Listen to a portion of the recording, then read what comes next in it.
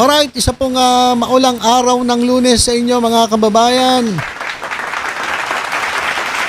Ingat-ingat po Kung wala naman po kayong importante nga pupuntahan, mas maganda siguro manatili na lang kayo sa inyong mga tahanan.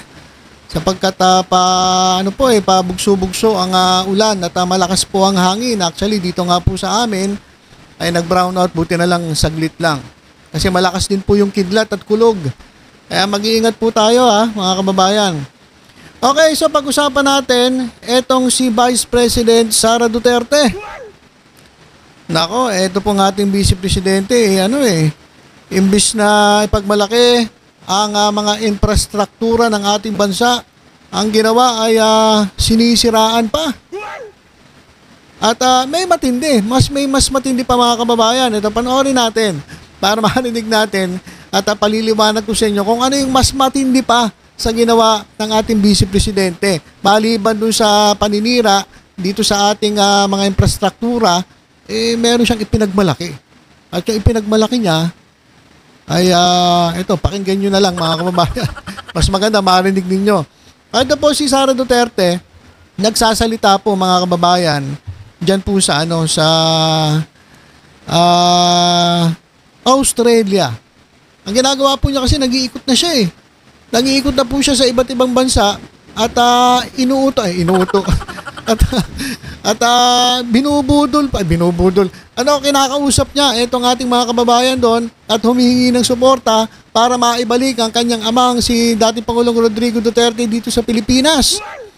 At ang ginagawa niya ay puro na lang paninira dito sa gobyernong Marcos.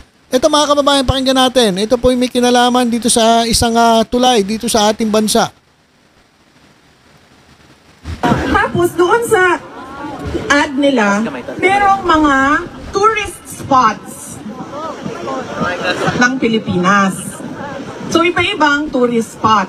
Pero sobrang nairita ako, hindi sa New Star Hotel, pero sa isang portion ng ad. Kasi nakalagay doon, sa Tacloban daw,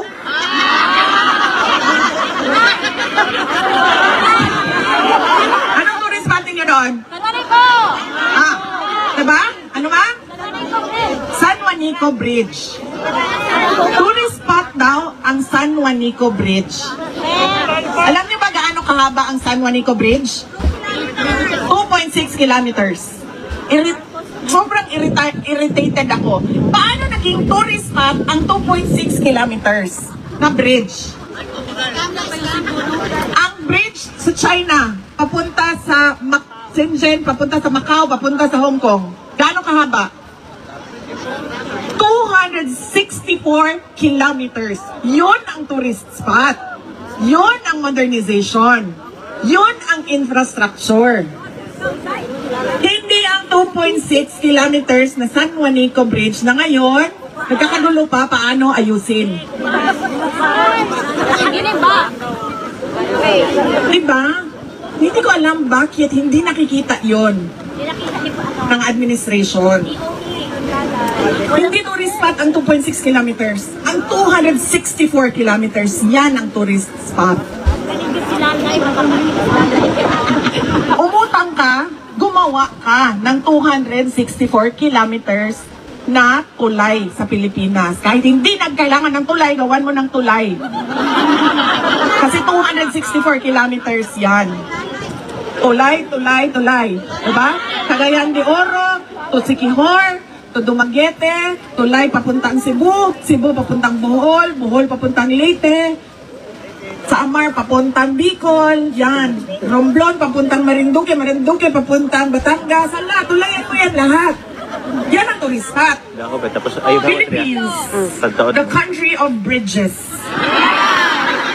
Yan ang tourist spot. Huwag ako bigyan ng ad ng Pilipinas at sasabihin ninyo sa akin, tourist spot ang 2.6 kilometers. We're living in the 1970s. Diba? Ekonomiya, maganda sa papel. Utang, na wala tayong nakikita kung saan napupunta.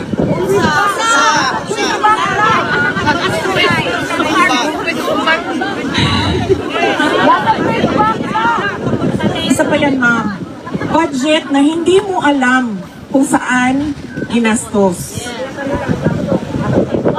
Napupunta sa ayuda na napupolitika.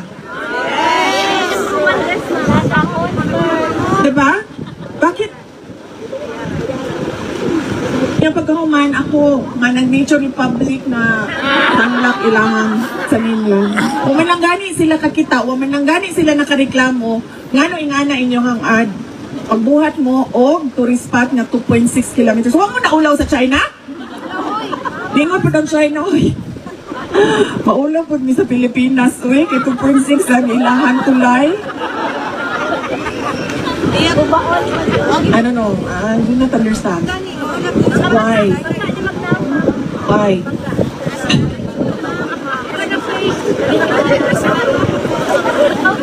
So yan po ang ating Vice Presidente Sara Duterte. Kala ko Vice Presidente ng China eh. Kasi mga kababayan, mas pinagmalaki pa niya yung infrastruktura dyan po sa China. O ano ba ang kwento? O sabi niya kasi mga kababayan, ito raw San Juanico Bridge ay pinagmamalaki ng Marcos government na ito raw ay isang tourist spot. At ayon kay Sara Duterte, paano raw magiging tourist spot ang isang 2.6 kilometers na tulay? Ano ba itong San Juanico Bridge, mga kababayan? Tiningnan ko na rito sa guys dito sa cellphone ko. Ayan, dito ko na tiningnan. Okay, itong San Juanico Bridge, mga kababayan, ay parte po ng Pan-Philippine Highway. At it stretches from Samar to Leyte across the San Juanico Strait. Ayan po, doon po sa San Juanico Strait, yung yung tubig o yung dagat. Yung katawang tubig, mga kababayan, katawang tubig ba tawag doon? Basta body of water, yung San Juanico Strait. Tumawid po doon, itong tulay na ito from Samar to Leyte.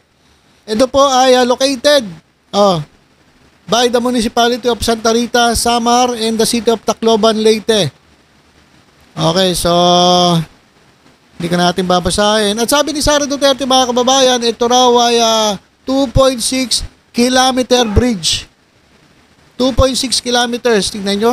Ang problema rito sa ating Vice Presidente naninira, mali-mali naman. Hindi mo na nag-research, mga kababayan. Ito po kasi San Juanico Bridge ay hindi po 2.6 kilometers. Ang kanyang haba po ay hindi po 2.6 kilometers gaya ng sinasabi ng ating Vice Presidente. Ayon po dito dito po sa sa binabasa ko sa Wikipedia. Ito pong San Juanico Bridge ay may total length of 2.16 kilometers. 2.16 kilometers o 1.34 miles. So iba po ang 2.6 kilometers sa 2.16 kilometers. Naku, laki po ng diferensya nun. 0.5 kilometers po, kalahating kilometro ang idinagdag ni Sara Duterte dito po sa sinasabi niyang San Juanico Bridge na hindi naman daw tourist spot. Grabe, no, mga kababayan, no? Makapanira lang dito sa gobyernong Marcos. Masira lang itong kanyang dating kakampi na si PBBM. Pati ba naman San Juanico Bridge gagamitin pa? Hindi daw ito tourist spot. Dahil ang tourist spot daw ay katulad nung tulay dyan po sa China. Walang yayan. Mas pinagmalaki pa itong tulay dyan po sa China. Ano ka ba, Madam BP Sara Duterte? Ano ka po ba? Pilipino ka po ba o Chinese?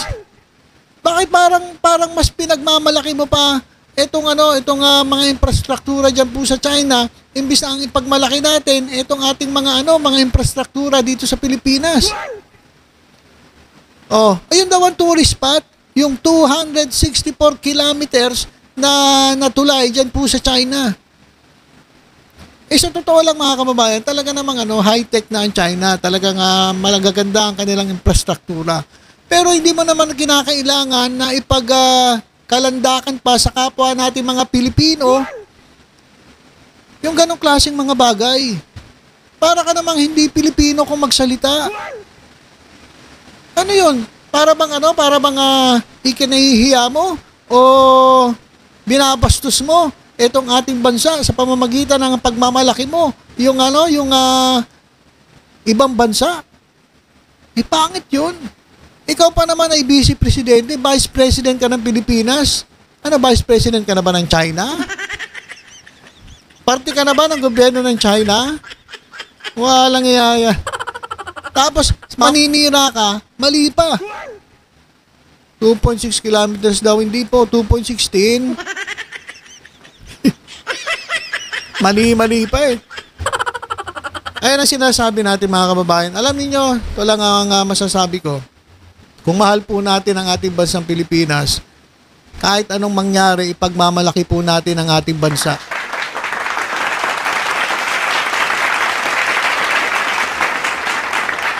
Alam naman natin na yung mga ibang bansa katulad ng China, US, talaga pong malayo po kung ikukumpara sa ating bansa. Pero kung ang gagawin natin ay sisiraan pa natin, ilalaglag pa natin ang ating bansa, imbis na tulungan natin ang ating bansa, ibang usapan na yan.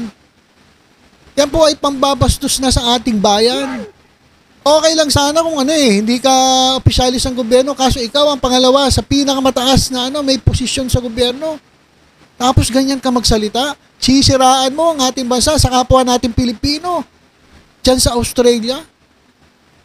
Napakawalang hiya naman kapag gano'n. Di ba? Napakawalang hiya naman. Wala eh. Ganun po talaga eh, no? Grabe. Grabe po itong si Sara Duterte na ang ginagawa pa. Bakasyon, kung saan nagpupunta. Di ba? Kung saan nagpunta? Qatar, ngayon Australia, nung nakaraan saan. Imbis na magtrabaho. Sayang naman pinapasyeldo natin dito. Tapos, yun, magsasalita ron, sisiraan ng gobyerno, sisiraan ng bansa, sisiraan ng mga infrastruktura dito na wala daw, hindi daw tourist spot. Kumbaga, walang sinabi doon sa mga infrastruktura, doon sa kaibigan niyang China. Doon sa pinagmamalaki nilang China. Walang Diyo.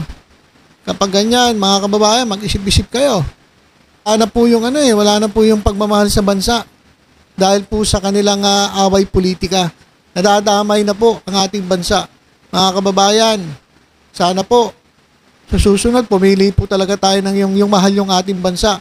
Hindi yung puro politika, puro pansariling interes ang kanilang nasa isip. To the point na sisiraan mo na itong ating bansa dahil kalaban mo ang presidente. Pangit po yan. Pangit pong pag-uugali yan. Alright, so yun lang po muna mga kababayan. Na-share ko lang sa inyo itong si Sara Duterte. Bumanat pero mali naman. Ma'am, dapat mag-research muna kayo. Yung staff ninyo, pag-researchin mo muna. Hindi po 2.6 kilometers ang San Juanico Bridge. Base po doon sa nabasa natin, 2.16 kilometers. At sana naman, huwag mo na maipagmalaki o mas talagang ipagmalaki yung ibang bansa kaysa sa ating bansa. Kahit naman ganito, mahal po natin ang ating bansang Pilipinas. Ngayon, kung ayaw nyo na sa Pilipinas, tinitira nyo, sinisira nyo Pilipinas, magsilayas na kayo dito. Doon na kayo sa China, doon pala maganda eh. Gusto nyo pala, mahabang tulay, dito kayo sa China. Hindi po naman namin kayo kailangan dito kung ganyan lang din kayo. Okay, so ilang muna mga kababayan, tutok-tutok lang po dito sa Batang Maynila. Sa iba pang updates, ingat po tayong lahat. God bless po.